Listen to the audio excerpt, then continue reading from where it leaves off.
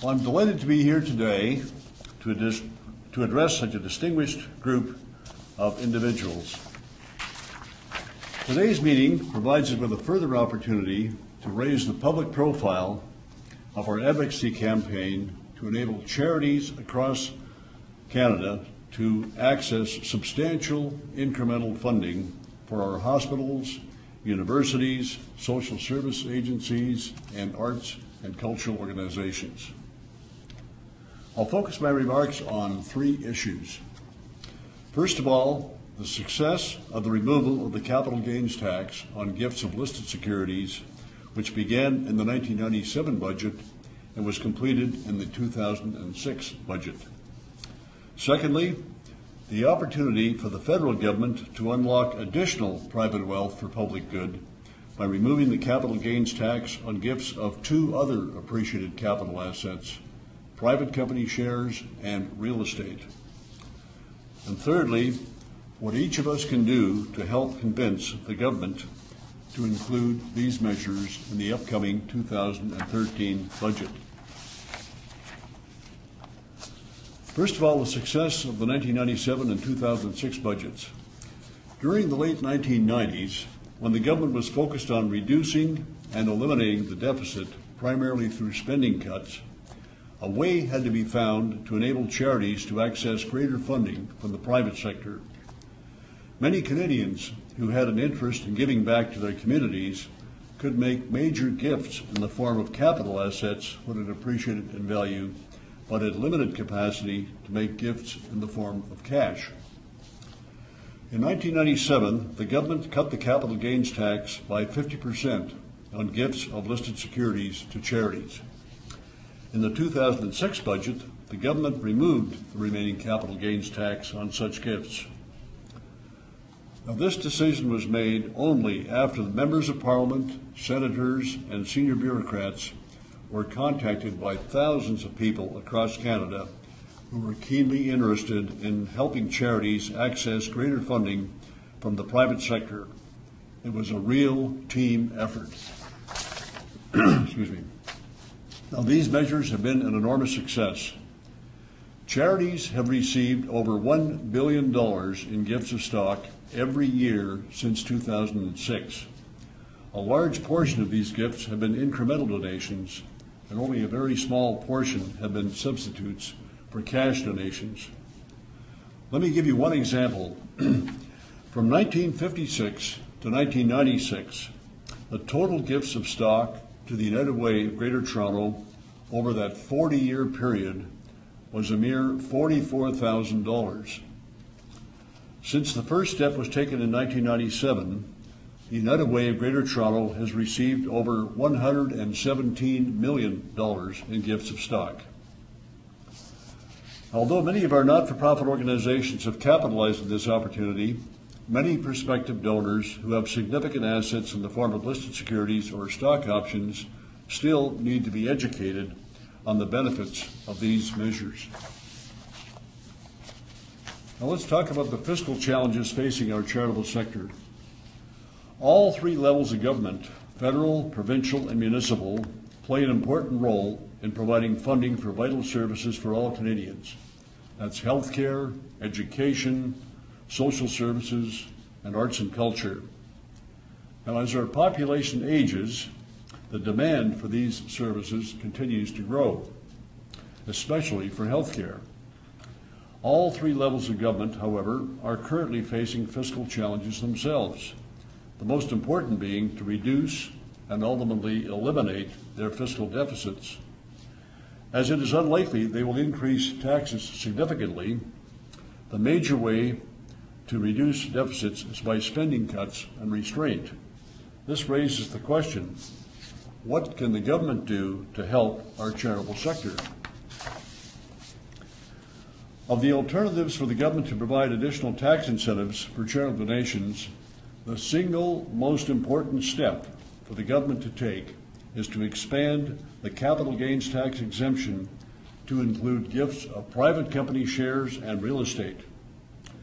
Removal of this barrier to charitable giving would unlock more private wealth for public good. In the United States, gifts of private company shares and real estate represent approximately 20% of the total gifts of appreciated capital property, with listed securities representing approximately 80%. Using the U.S. experience as an example, it is reasonable to assume that removal of the capital gains tax on gifts of private company shares and real estate would result in approximately $200 million of donations to charities every year. Now, we need to address the concerns the government has about these proposals. The first is the fiscal cost. Last year, the C.D. Howe Institute hosted a conference on strengthening charity finance in Canada. The head of philanthropic services of one of Canada's leading financial institutions estimated that if these measures were introduced, charities would receive donations of $170 to $225 million per annum in gifts of private company shares and real estate. He estimated that the fiscal cost to the federal government of these two measures would be only $50 to $65 million per annum.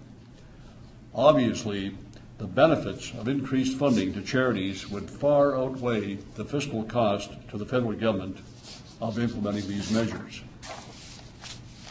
The second concern is the potential for valuation abuse because there is not a public market for these assets.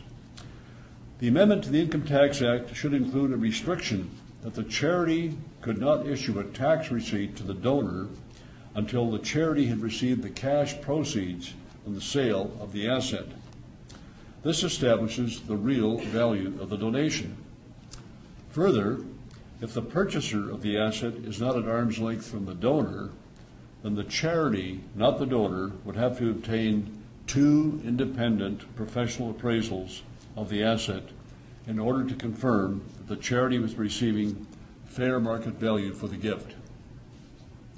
If the gift, however, was in the form of property that the charity would be using to fulfill its mission, such as a gift of land, and the charity was not planning on monetizing the gift, the charitable donation tax receipt would be issued at the time of the transaction and be based upon the value provided by the two professional appraisers. Another concern the government had is that these gifts of appreciated capital assets would simply be substitutes for cash donations, substitution versus incremental. Charitable donations of these two appreciated capital assets would be largely incremental and substitutions, not substitutions for cash donations. Prospective donors of private company shares and real estate would have the opportunity to make significant donations at a time when they plan to sell their business or their real estate. If they were required to pay a capital gains tax on their gift of appreciated capital property, they would not be inclined to give a portion of the asset to a charity. Presumably, if they were exempt from capital gains taxes on such gifts, many would give serious consideration to making a significant charitable donation to a favored cause. I'll give you one example. A good friend of mine has a minority interest in a private company which has no plans to go public. He has a purchase and sale agreement, a PSA, with the controlling shareholder, so he can sell his shares at any time at a price based upon a multiple of the company's cash flow. He has committed to me that if the capital gains tax on gifts of private company shares is removed in the upcoming budget, he will donate $5 million to his alma mater and $1 million to the Vision campaign, which I am chairing for the Eye Center at the Toronto Western Hospital.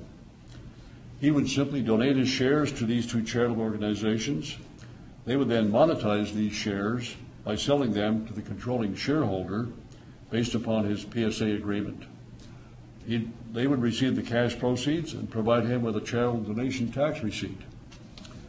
If the capital gains tax on such gifts is not removed, however, he will simply continue with the status quo and retain his investment in the private company. Now, most private companies have several shareholders who have a purchase and sale agreement with the controlling shareholder. The agreement with controlling shareholder would provide an opportunity for their favored charity to monetize the gift immediately. A similar opportunity to access additional major donations would arise when the owner of a private business decides to retire and sell their business.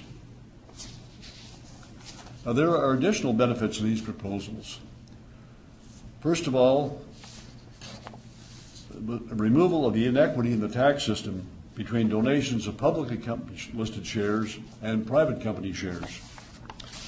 Under the current tax system, if you're an entrepreneur and you take your company public and subsequently donate the shares to a registered charity, you receive a charitable donation tax receipt for the market value of your gift, and you're exempt from any capital gains tax.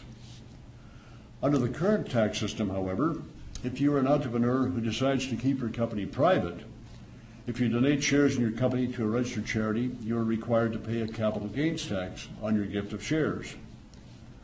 Our proposal would remove this inequity and would level the playing field for all entrepreneurs who have an interest in giving back to the communities which have played an important role in their success. There are 109,000 members of the Canadian Federation of Independent Business, CFIB. The members are all private companies or organizations. Many of CFIB's members are located in rural communities, and not-for-profit organizations in their local communities would benefit from their generosity. Logically, the vast majority of CFIB's members would be supportive of our proposal. Another benefit is the tax-effective funding for municipalities. From the perspective of mayors and councillors in our cities, towns, and villages, these measures would provide additional private sector funding to charities in each of their local municipalities. The fiscal cost would be borne by the federal and provincial governments, not the municipalities. Municipalities derive their tax revenues primarily from property taxes, not income taxes.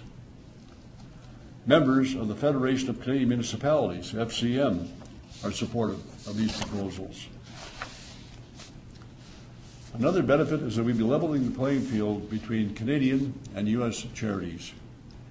In the United States, gifts of appreciated capital property are exempt from capital gains taxes. Implementation of these two proposals would level the fundraising playing field for Canadian charities as we compete with our U.S. counterparts to attract and retain the best and the brightest talent. Finally, there's another opportunity provided by Canada's Income Tax Act.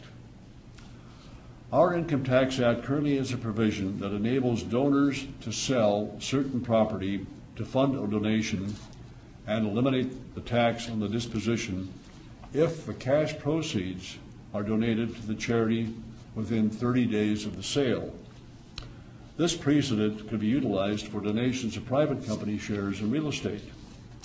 After selling the asset, the donor could give part or all of the cash proceeds to the charity within 30 days and be exempt from capital gains tax on the sale.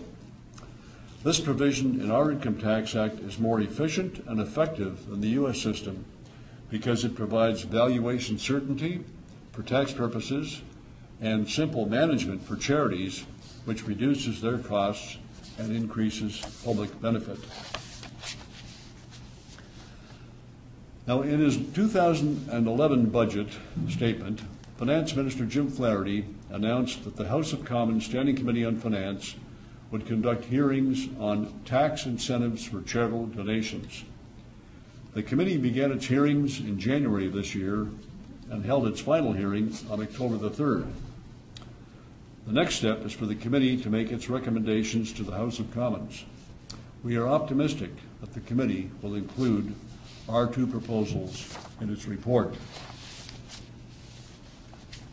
Now, the next question is, what can we all do to help make this happen? Now, I do not expect the Department of Finance to recommend that the Minister of Finance include these proposals in the upcoming budget. The decision, however, is made by the Minister of Finance after considering his department's recommendations and after considering the House of Commons Finance Committee's report. Both he and the Prime Minister must be convinced that the benefits of these measures significantly outweigh the fiscal cost and that the terms and conditions of these income tax amendments satisfactorily address any concern about valuation abuse. They must also be satisfied that a large portion of the donations of private company shares in real estate would be incremental donations and not simply substitution for cash donations that would otherwise have been made. Essentially, they must be convinced that these measures are not only good public policy, but also good politics. Clearly, these measures are good public policy. They are also good politics because the federal government would be applauded by all stakeholders in the not-for-profit sector. These include community leaders who serve as volunteer board members, the management teams of these organizations, their professional fundraisers, and the 2.1 million people who are employed by the charitable sector, as well as the millions of Canadians who benefit from the vital services which the charitable sector provides. Although opposition parties typically challenge the government on its initiatives, these proposals are an exception. The leader of the official opposition, Thomas Mulcair, and the finance critic of the Liberal Party, Scott Bryson, are both publicly on record as being supportive of these two proposals. This is one of the few public policy issues upon which all parties can agree. Now, to help ensure these measures are in the next budget, it is essential that all members of Parliament and senators understand the benefits of these proposals and communicate their support to the leaders of their parties.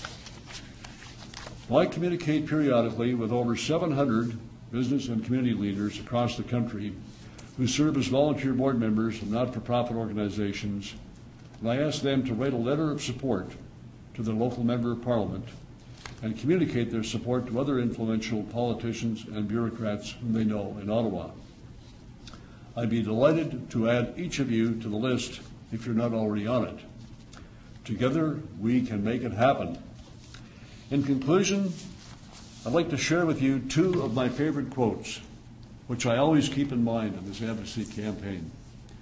The first is, "The sale begins when the customer says no," and the second is, "Persistence prevails when all else fails."